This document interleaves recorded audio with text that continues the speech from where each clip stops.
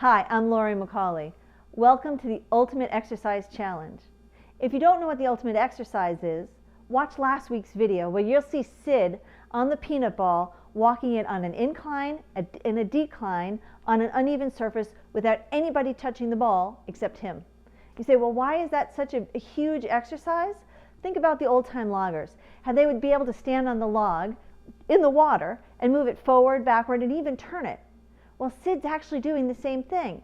It takes a huge amount of strength and balance and proprioception, where my body is in space. And not only does it take that with the strengthening of the muscles, but by doing this and working them so much, we're actually strengthening the tendons and ligaments. Why is that important? By working the tendons, the ligaments, and the muscles of the forelimbs, the back limbs, and the trunk, we decrease the chance of injury. And that's what it's all about. All right, let's be clear. The progression of learning the ultimate exercise is not fast or easy.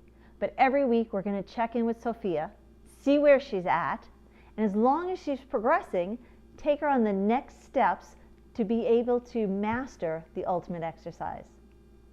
Now, if you'd like to follow along with your dog, that's awesome, but check with your vet to make sure they're not at risk of injury. We don't want that to happen. So where do we start?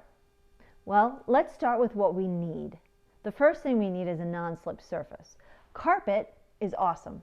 If you don't have carpet in your house, you can use some of the plastic grippy styrofoam or get some area rugs or yoga mats, because it's much easier on a surface that is not slick.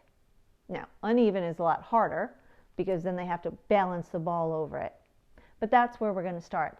The next step is the ball. As you see here, this is a peanut ball. So it can go forward and back, but it's not going to be able to go in all different directions. Right now, this ball is too full. There should be some give to it. This would make it much harder. Why? Because as you put weight on here, there's not a lot of area on the floor for there to be friction. The more air we take out of it, the more it's going to compress, the more friction we have, and the easier it is for the dog to control it. Can you see this ball? See how much give it has?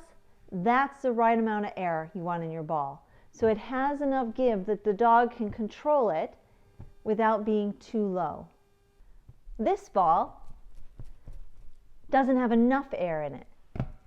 It will actually flatten out at the bottom when the dog puts weight on it, and he'll actually have a harder time being able to roll it. The next step is sizing the ball. We're actually going to look at sizing two different ways. We're going to look at the height of the ball, and we're going to look at the length of the ball. When we look at the height of the ball, we want the dog to be able to have their front legs either straight up and down or almost straight up and down, so that in the beginning exercises, they can learn to control the ball, working on strengthening of the forelimbs and the trunk, well, and actually because their weight is shifted to the back, their rear limbs too. So let's look. I blew this ball all the way up so you could see what it looks like when it's too tall. Sid, come here. Good job. Easy? There you go. So when we look at Sid on this ball, what we see is that his elbows are almost on the ball, right? It is too tall for him. When we look at Oliver on the ball, come on up, you can see his front legs are almost straight. And this is the perfect height for a dog to be able to control the ball and work on the front end, the trunk, and the back end. Now, if we would turn the ball sideways, thank you, buddy, off. We look at the length of the ball. And we want the dog to be able to have their front legs and their back legs on the ball on the flat surfaces rather than falling off the edges. Sid, come here. And hop. So when we see Sid on the ball, come here, ready, show him, there you go.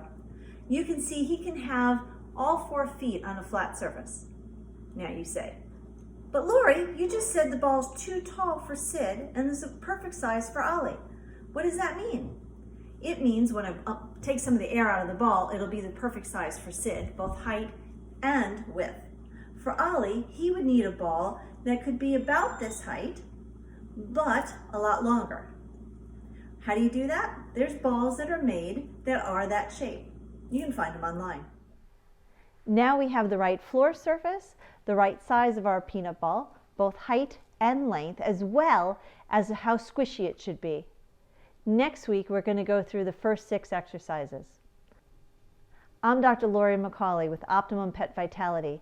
Join me next week for the continuation of the Optimum Exercise Challenge.